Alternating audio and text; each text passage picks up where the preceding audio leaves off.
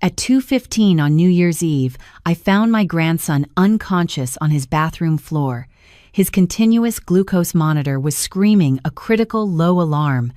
Through the heating vent, I could hear his wife downstairs leading a champagne countdown with her real estate colleagues. I knelt beside Ethan, called 911, and when the paramedics asked what happened, I said 4 words that would end his marriage and save his life. My name is Linda Morrison. I'm 67 years old, a retired pharmacist who spent 40 years working at Shoppers Drug Mart in Vancouver before moving to Toronto to be closer to family. I've filled thousands of prescriptions, counseled countless diabetics, and I thought I'd seen every possible medication error. But I never imagined I'd watch someone weaponize insulin against my own grandson. Let me take you back 18 months to when this nightmare began. Ethan is my daughter Rebecca's only son. He was diagnosed with type 1 diabetes when he was 7 years old. I remember that day at Sick Kids Hospital like it was yesterday. Rebecca was devastated, but Ethan, even at 7, was remarkably brave. He learned to check his blood sugar, count carbohydrates, calculate insulin doses. By the time he was 12, he was managing his condition better than most adults. At 29, Ethan was thriving. He worked as a graphic designer for a small agency in Toronto, had his own condo in Liberty Village, ran half marathons to raise money for JDRF. His A1C levels were excellent. His endocrinologist called him a model patient. Then he met Brooklyn Hayes at a diabetes research fundraiser in June of that year. Brooklyn was beautiful, tall, blonde, with the kind of confidence that fills a room. She worked for a high-end real estate brokerage, selling luxury condos to wealthy investors. She told Ethan she'd attended the fundraiser because her uncle had diabetes. She seemed fascinated by Ethan's story, asked intelligent questions about his condition, admired his dedication to staying healthy. They were engaged 4 months later. I'll be honest, the speed concerned me, but Ethan was radiant with happiness, and Brooklyn was charming to our entire family. She organized brunches, remembered birthdays, posted photos of her and Ethan with captions like, "My brave warrior," and "So proud of this man." At their engagement party in October, I pulled Ethan aside in my daughter's kitchen. "She makes you happy?" I asked, refilling my wine glass. "Grandma, she's incredible," he said, his eyes bright. "Do you know how hard it is to date with diabetes? Women hear chronic illness and run. Brooklyn doesn't see my diabetes as a burden. She wants to learn everything about it. She's already reading books about carb counting." "That's wonderful, sweetheart," I said carefully. "Just make sure she understands that you're the expert on your own body. You've been managing this for 22 years. He laughed. "I know, Grandma. Don't worry." But I did worry. Something in my gut wouldn't settle. They married in December, a small ceremony at the Distillery District. Brooklyn looked stunning in a fitted white gown. Ethan looked thinner than I remembered from the engagement party just 2 months earlier, but he assured everyone he'd been training hard for a spring marathon. The trouble started subtly, the way these things always do. In January, Ethan missed our regular Sunday dinner. Brooklyn called to say he wasn't feeling well, had a low blood sugar episode earlier and needed to rest. I offered to come over with soup, but she insisted they were fine. The next week, same thing. And the week after that, by February, I'd only seen Ethan twice since the wedding. Both times, Brooklyn was glued to his side, answering questions before he could, finishing his sentences. When I asked about his endocrinologist appointment, Brooklyn interrupted. "We actually switched doctors," she said brightly. Dr. Patel was so far from our new place, we found someone closer in Yorkville, much more convenient. Ethan nodded but didn't meet my eyes. "Did Dr. Patel refer you?" I asked. Ethan had been seeing Dr. Patel for 8 years. She knew his medical history inside and out. "We didn't need a referral for a family doctor," Brooklyn said. "And honestly, Linda, I think a fresh perspective is good. Dr. Patel was a bit old-fashioned in her approach. This new doctor is very progressive." After they left, I called Dr. Patel's office. The receptionist confirmed what I suspected. "Ethan didn't request his medical records be transferred," she told me, "and he's missed his last 2 quarterly appointments. We've left messages, but no response. That night, I lay awake thinking about insulin. In my 40 years as a pharmacist, I'd seen the damage it could do in the wrong hands. Too little, and blood sugar spikes dangerously high. Too much, and blood sugar crashes into life-threatening lows. For someone like Ethan, who'd been managing his insulin for over 2 decades, suddenly missing appointments meant something was very wrong. I started watching more carefully.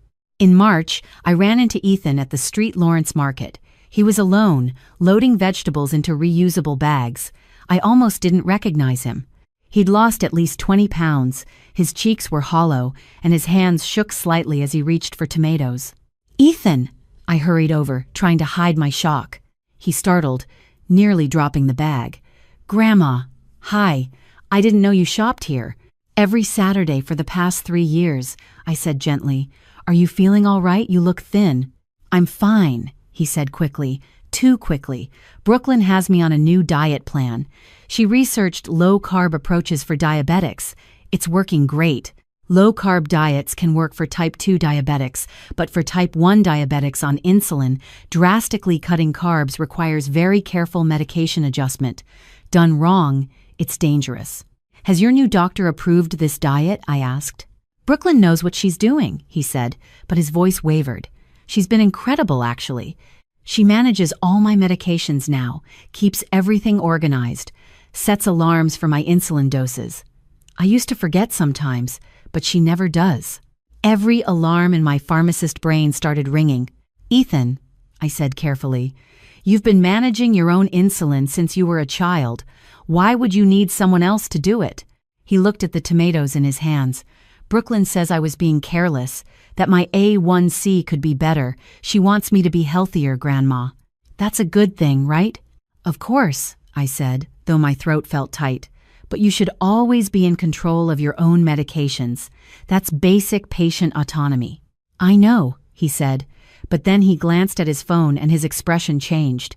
"I have to go. Brooklyn's expecting me home. She worries when I'm late."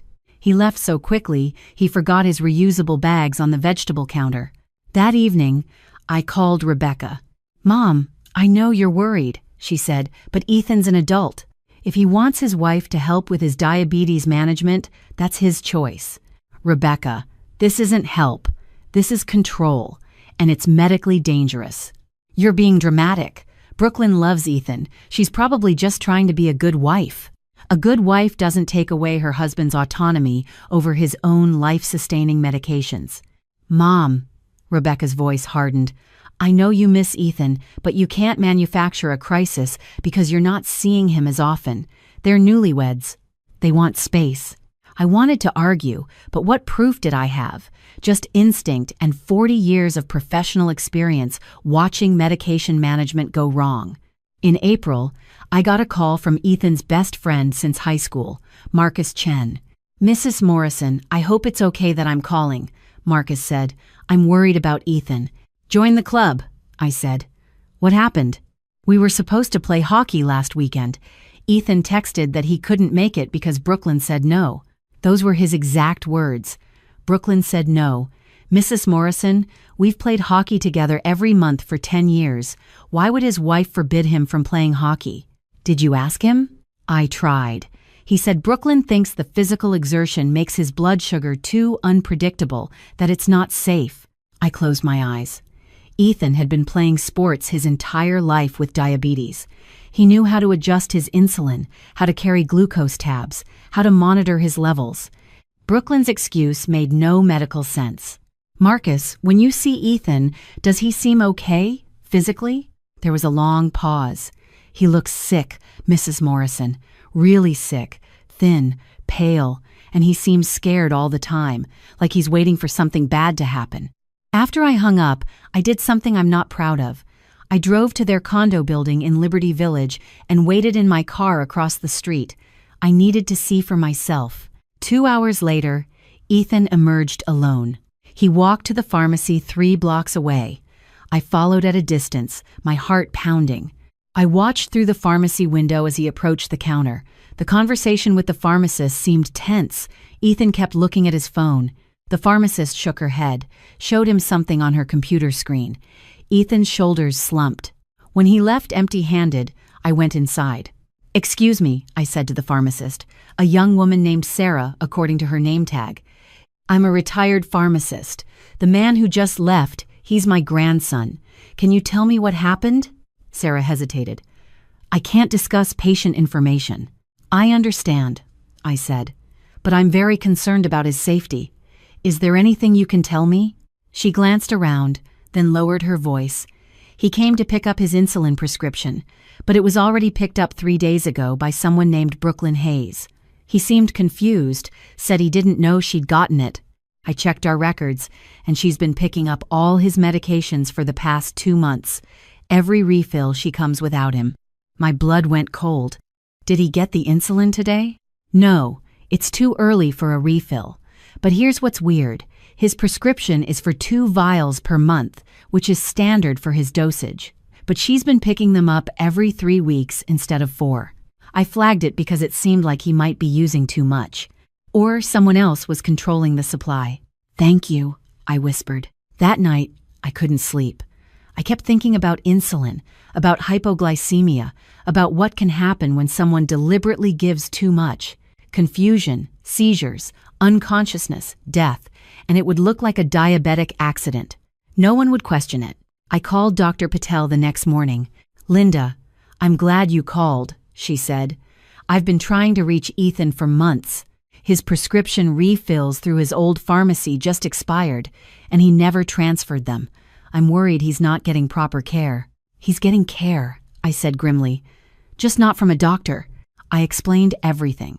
The weight loss, the missed appointments, the dietary changes, Brooklyn controlling his medications. Dr. Patel was silent for a long moment. "Linda, what you're describing sounds like medical abuse, possibly even attempted harm. If someone is manipulating his insulin doses, they could kill him." "I know," I said, "but I don't have proof, just suspicions." "Then we need to create an opportunity for proof," Dr. Patel said. "Can you get Ethan alone, even for an hour? I can see him as an emergency appointment, run a full panel, check his A1C, his liver function, everything." "I'll try," I said. But Brooklyn didn't let Ethan out of her sight. Every invitation I extended, she was there. Every phone call, she was listening. By October, I'd barely seen my grandson in 8 months. Then came November, and everything accelerated. Rebecca called me, crying. "Mom, Ethan's in the hospital, severe hypoglycemia. Brooklyn found him unconscious this morning." I was in my car before she finished the sentence. At St. Michael's Hospital, I found Brooklyn in the waiting room, surrounded by concerned colleagues from her real estate office. She was crying delicately into a tissue, accepting hugs. "It's just so scary," she was saying. "He's usually so careful with his insulin. I don't know what happened. Maybe he accidentally gave himself too much? Or forgot he'd already taken his morning dose?" I approached slowly. "Brooklyn." She looked up, her eyes red. "Linda. Oh, thank God you're here. This is just awful. Where is he?" "They're stabilizing him. The doctor said his blood sugar was 28 when the ambulance arrived, 28 milligrams per deciliter.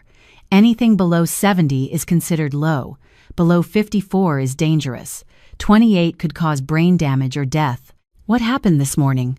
I asked carefully. "I don't know. I woke up and he wasn't in bed.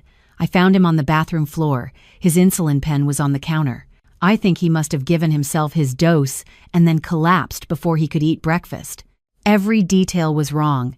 Ethan would never take insulin without eating. He'd been managing this condition for 22 years. He wouldn't make a mistake like that, unless someone else had been controlling his insulin for so long that he'd lost the rhythm of his own care." A doctor emerged, a South Asian woman in her 40s. "Family of Ethan Morrison?" Brooklyn jumped up. "I'm his wife." "I'm his grandmother," I said. "I'm also a retired pharmacist. Can you tell us his condition?" The doctor looked between us. "He's stable now.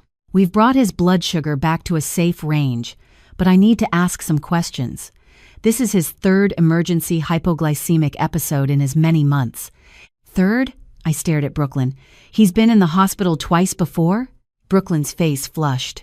"They were minor. I handled them at home with glucose tabs. The paramedics said it was fine. Paramedics came to your home twice, and you didn't tell the family? I couldn't keep the accusation from my voice.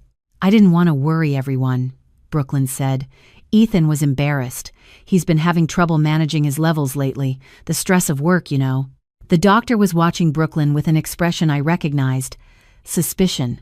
Mrs. Hayes, the doctor said, your husband's A1C level is 9.2. That's very high for someone who's supposedly having frequent low blood sugar episodes. Typically, we'd see a low A1C if someone was consistently hypoglycemic. A high A1C suggests poor control or insufficient insulin. Can you explain this discrepancy? Brooklyn blinked. I don't understand all the medical terms. Let me put it simply, I said. His average blood sugar is too high, but he keeps having dangerous lows. That pattern suggests someone is giving him large doses of insulin at irregular intervals, causing the lows, but not managing his baseline diabetes properly, causing the overall high average. Brooklyn's eyes narrowed. Are you accusing me of something, Linda? I'm trying to understand how someone who's been successfully managing type 1 diabetes for 22 years suddenly can't remember to eat before taking insulin. Maybe you don't know your grandson as well as you think you do, Brooklyn snapped. He's not the perfect patient you imagine. He's careless, forgetful. I'm constantly having to remind him about his medications. Then why don't you let him see his regular endocrinologist? That's between Ethan and me. The doctor intervened. I'd like to keep Ethan overnight for observation, and I'm going to recommend he see an endocrinologist before discharge. Mrs. Hayes, I'll need a complete list of all medications and supplements he's taking. Brooklyn's jaw tightened, but she nodded. I stayed at the hospital all day. Brooklyn left around dinner time, saying she had a work event she couldn't miss. The moment she was gone, I went to Ethan's room. He was awake, looking pale and exhausted against the white pillows. Grandma, he said quietly, you don't have to stay. I'm fine. Ethan, I pulled a chair close to his bed. This is your third hypoglycemic emergency in 3 months. You haven't had an episode like this since you were 9 years old. What's happening? He stared at the IV in his arm. I don't know. I keep making mistakes with my insulin. You don't make mistakes with insulin. You've been doing this since you were 7. Brooklyn says, I've gotten careless, that I take too much or forget if I've already taken it. She's trying to help by managing it for me, but I still mess up. Ethan, look at me. I waited until his eyes met mine. Who actually administers your insulin? You or Brooklyn?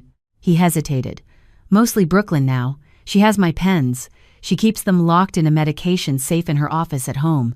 She says it's to prevent me from accidentally double dosing. My hands went cold. Locked up? You don't have access to your own life-sustaining medication? She gives it to me when it's time. She's very organized about it. What if she's not home? What if you need insulin and she's not there? She's always there, he said, but his voice cracked. Or if she's not, she comes back. She makes sure I'm okay. Ethan, that's not care. That's control. You don't understand, he said, and tears started sliding down his cheeks. I'm expensive, Grandma. The insulin, the test strips, the CGM sensors. Brooklyn pays for everything because my insurance doesn't cover it all. She has a right to make sure I'm not wasting money by being careless. You are not expensive. You have a medical condition. She took out a life insurance policy on me, he whispered. $2 million. She said it was smart financial planning in case something happens to me, but sometimes I wonder if she's waiting for something to happen. The room spun. Ethan, when did she take out this policy? 3 months after we got married, right before the first emergency. I stood up, my hands shaking. I'm calling the police. No. He tried to sit up, wincing. Grandma, no, you're wrong. Brooklyn wouldn't hurt me. She loves me. I'm just paranoid because I'm tired and scared, and I hate feeling like I can't trust my own body anymore. Your body is fine, sweetheart. It's the person controlling your medications who isn't trustworthy. Please don't call the police. Please, if you're wrong, I'll lose her, and I can't be alone again. The desperation in his voice broke my heart. This was what abuse did. It made you believe you deserved it, that you couldn't survive without your abuser. Okay, I said quietly. I won't call. Not yet, but I'm staying here tonight. Brooklyn won't like that. I don't particularly care what Brooklyn likes. He smiled weakly. There's my fierce grandma. I slept in the chair beside his bed. Around midnight, my phone buzzed. A text from Brooklyn. Linda, go home. You're not needed. I'll be there first thing in the morning. I didn't respond. At 6 a.m., a nurse came in to check Ethan's vitals. Oh good, you're both awake. I need to ask Mr. Morrison some questions about his medication history. Over the next hour, the full picture emerged. The nurse, a diabetes educator named Patricia, went through Ethan's insulin regimen with him. The doses Brooklyn had been giving him were erratic. Sometimes too much, sometimes too little. No consistent pattern. Mr. Morrison, Patricia said gently, this isn't safe insulin management. Whoever's been doing this doesn't understand how diabetes works. You need to take control of your own care again. I know, Ethan said. I know. But I don't know how anymore. Brooklyn's been doing it for so long, I feel like I've forgotten. It'll come back, Patricia assured him. Muscle memory. But you need to start now, while you're here where we can supervise. She left to get supplies. Ethan looked at me. Grandma, I think I'm in trouble. I know, sweetheart, but we're going to fix this. Brooklyn arrived at 8, carrying Starbucks and looking annoyed. Why are you still here, Linda? Making sure my grandson is safe. From what? The hospital staff? Don't be ridiculous. Dr. Sharma, the endocrinologist, arrived before Brooklyn could say more. She was all business. Mr. Morrison, I've reviewed your records. Your insulin management has been dangerous. We need to completely restart your care plan. That won't be necessary, Brooklyn interrupted. I manage his insulin. I have a system. Dr. Sharma looked at her coldly. Your system has resulted in 3 life-threatening emergencies. It ends now. You can't tell me how to take care of my husband. Actually, I can. I'm his physician, and if you continue to interfere with his medical care, I'll report you for medical abuse. Brooklyn's face went white, then red. This is outrageous. Linda's been poisoning you against me, hasn't she, Ethan? Filling your head with nonsense about me trying to hurt you. I never said you were trying to hurt him, I said quietly. But you are. Brooklyn grabbed her purse. I don't have to listen to this. Ethan, I'm leaving. When you're ready to come home and stop letting your grandmother run your life, call me. She stormed out. Ethan started crying. She's right. I'm being ungrateful. She's done everything for me, and I'm repaying her by believing conspiracy theories. Dr. Sharma sat on the edge of his bed. Mr. Morrison, in my 20 years as an endocrinologist, I've seen many cases of diabetes mismanagement. But what I saw in your records isn't mismanagement. It's a pattern. Someone who knows just enough to be dangerous, but not enough to keep you safe. Or someone who's being dangerous on purpose. But why would she want to hurt me? $2 million, I said quietly. That's why. Ethan was discharged the next day with a new insulin plan, his own prescription, and strict orders to manage his own medications. He came home with me to my condo in North York just for a few days, he said. Those few days turned into 2 weeks. Brooklyn called constantly, texted, showed up at my building. I didn't let her in. Ethan needs space to regain his confidence in managing his diabetes, I told her through the intercom. You can't keep me from my husband. I'm not keeping you from anyone. Ethan is free to contact you whenever he wants. He's choosing not to. That wasn't entirely true. Ethan wanted to call her. He reached for his phone 100 times a day. But each time, I'd ask him to check his blood sugar first, or eat something, or take a walk. Distraction until the urge passed. By early December, Ethan was managing his insulin independently again. His blood sugars were stable. He'd gained back 8 pounds. The fear in his eyes had started to fade. I think I need to file for divorce, he said one morning over coffee. I think that's wise, I said. I'm scared. I know. What if no one else ever wants me? What if Brooklyn was right that I'm too much work? Ethan, you are not too much work. You have a manageable medical condition. The right person will see that. The right person will support your autonomy, not take it away. He nodded, but I could see he didn't quite believe it yet. That afternoon, I got a call from a police detective named Jennifer Kwan. "Mrs. Morrison, I'm calling about your grandson, Ethan Morrison. We've received some concerning information about his wife, Brooklyn Hayes." "What kind of information?" "I can't disclose details, but we'd like to speak with Ethan. With his permission, of course." I handed Ethan the phone. Detective Kwan came to my condo the next day with a partner, Detective Luis Garcia. They were both in their 40s, professional and kind.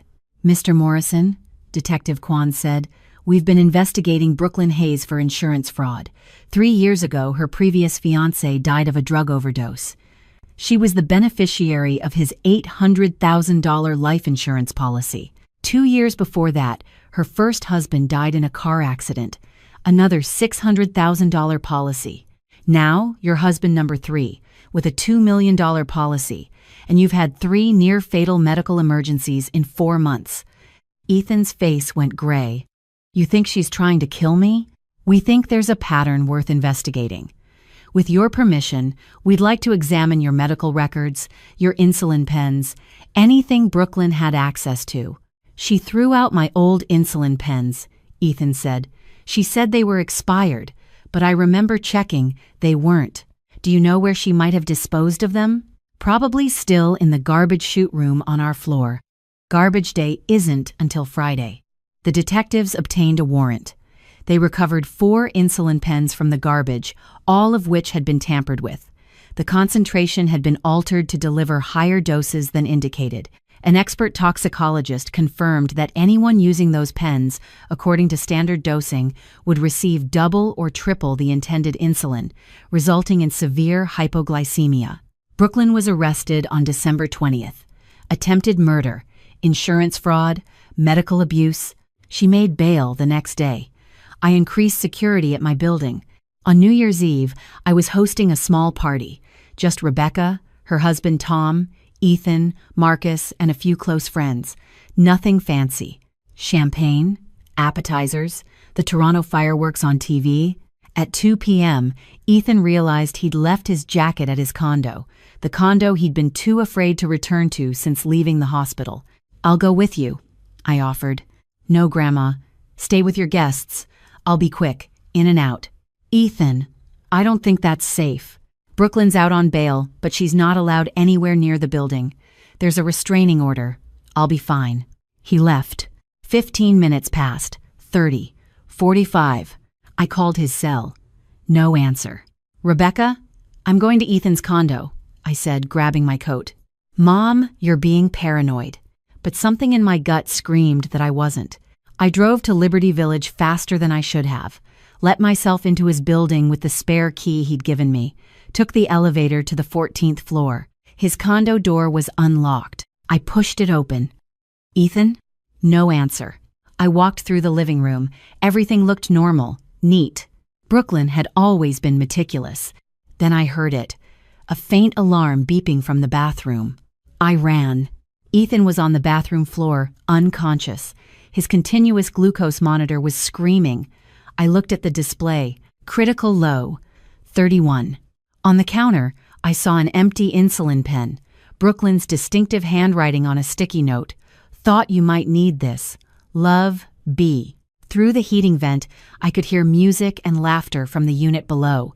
Someone was hosting a New Year's party. My grandson was dying, and people were celebrating right beneath him. I rolled Ethan into the recovery position, grabbed my phone, and called 911. 911, what's your emergency? 29-year-old male, type 1 diabetic, severe hypoglycemia, blood sugar 31, unconscious, unresponsive. Ambulance is on the way. Are you trained to help? I'm a retired pharmacist. I need glucagon. I tore through the bathroom cabinets, found the glucagon emergency kit Brooklyn had insisted they keep, broke the seal, mixed the powder with the solution, drew it up, injected it into Ethan's thigh. "Come on, baby," I whispered. "Come on." 60 seconds. 90. 2 minutes. His eyelids fluttered. "Grandma? I'm here. Stay with me." The paramedics arrived 6 minutes later. They started an IV, pushed glucose, got his blood sugar back above 60. What happened? The lead paramedic asked. I picked up the insulin pen and the sticky note with gloved hands from my purse. She did this intentionally. At the hospital, Detective Kwan met us. I gave her the pen and the note. She violated her restraining order, I said. She broke into his condo and left him a lethal dose of insulin. We'll get her, Detective Kwan promised. Brooklyn was arrested again that night. This time, bail was denied. The evidence was overwhelming. The tampered insulin pens, the pattern of dead partners, the $2 million insurance policy taken out just before the emergencies began, text messages recovered from her phone to her mother. Just a few more months and I'll have enough to retire early. The trial was in March. Ethan testified about the control, the isolation, the fear. I testified about the medical abuse. Dr. Sharma testified about the dangerous insulin management. Detective Kwan presented the evidence of Brooklyn's previous partners' deaths. The jury deliberated for 3 hours. Guilty on all counts: attempted murder, insurance fraud, criminal harassment. The judge gave her 18 years. As they led Brooklyn out of the courtroom, she looked at Ethan. You ruined everything, she hissed. You were supposed to die quietly, like the others. Ethan didn't flinch. He just looked at her with something like pity. I hope you get help, he said quietly. I really do. The trial was covered extensively in the Toronto news. Black Widow of Liberty Village, they called her. The stories prompted 2 other families to come forward about suspicious deaths of their relatives who'd been involved with Brooklyn. But for Ethan and me, the real work was just beginning. Ethan spent months in therapy, working through the trauma of realizing someone he loved had been systematically trying to kill him. He joined a support group for abuse survivors. He reconnected with his endocrinologist. He slowly rebuilt his confidence in managing his own health. 6 months after the trial, he came to me with an idea. Grandma, I want to start something. A support network for people with chronic illnesses who are in abusive relationships. Because no one talks about how medical conditions make you vulnerable, how abusers use your medications as weapons, how isolation is easier when you already feel like a burden. We called it the Insulin and Impact Project. Dr. Sharma signed on as medical advisor. Detective Kwan helped us develop safety protocols. Marcus volunteered to run the peer support groups. We started with 1 meeting in the community room of my condo building.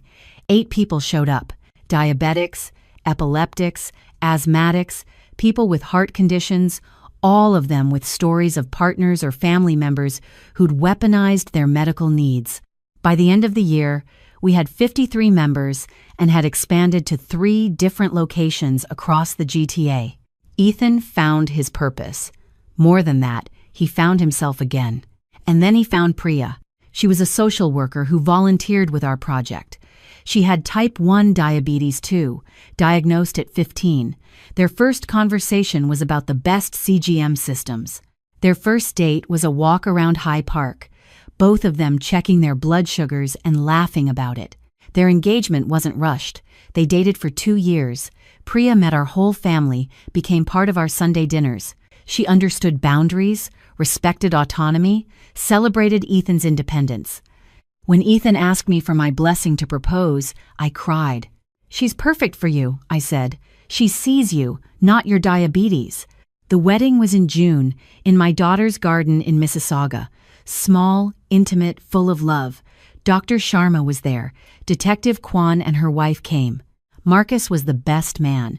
The entire Insulin and Impact Project community showed up to celebrate. During his vows, Ethan said something that made everyone tear up.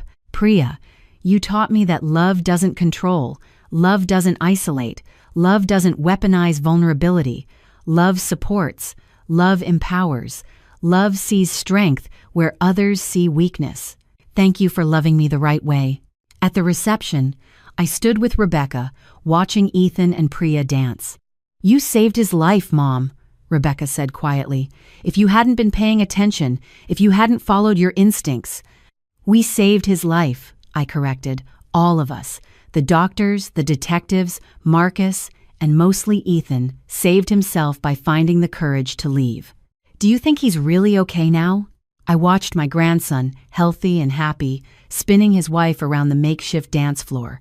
I think he's better than okay. I think he's exactly where he's supposed to be. Later that evening, as guests were leaving, a young woman approached me. She couldn't have been more than 25, thin and nervous. "Mrs. Morrison? I'm sorry to bother you. My name is Aisha. I have Crohn's disease, and my boyfriend, he controls my medications. He says it's because I'm not responsible enough. But I saw your grandson's story on the news, and I wondered if maybe you're not alone," I said, taking her hand, "and you're not irresponsible. Come to our next meeting. We'll help you." She started crying. "Thank you." As I watched her walk away, I thought about that New Year's Eve, about finding Ethan on the bathroom floor, about those 4 words I'd said to the paramedics. She did this intentionally. 4 words that sparked an investigation, 4 words that saved my grandson's life, 4 words that led to justice for Brooklyn's previous victims, 4 words that inspired us to create something that helps others. Sometimes I think about Brooklyn, sitting in prison, and I wonder if she understands what she lost. Not the money or the freedom, but the opportunity to love someone real and flawed and wonderful just as they were. The snow has melted now. Another summer in Toronto, humid and bright. The Insulin and Impact Project is expanding to Ottawa and Montreal. Ethan is training to become a diabetes educator. Priya is pregnant with their first child, and they're already prepared with a pediatric endocrinologist on standby, just in case. But mostly, I think about the lesson in all of this. The lesson I share every time I speak at one of our meetings, every time someone new walks in looking scared and alone. Medical conditions don't make you a burden, they make you human. And anyone who uses your humanity against you doesn't love you. They control you. Real love supports your independence. Real love respects your autonomy. Real love never, ever weaponizes the very things keeping you alive. Everyone with a chronic illness deserves a partner who sees their strength, not just their limitations, who celebrates their resilience, not just their vulnerability, who stands beside them as an equal, not above them as a caretaker who resents the care. My grandson almost died learning that lesson, but he lived to teach it to others, and that, perhaps, is the greatest redemption of all. If you're reading this and something feels wrong in your relationship, trust that feeling. Trust your instincts. Trust that you deserve better. Trust that there are people like Dr. Sharma and Detective Kwan and Marcus and me, people who will believe you, who will help you, who will stand with you when you're ready to walk away. And trust that on the other side of that fear, there's a life waiting. A life where you're in control of your own body, your own choices, your own future. A life where you're valued not despite your medical needs, but simply because you exist and you matter. The light always returns after the storm. Sometimes you just need someone to help you find the window.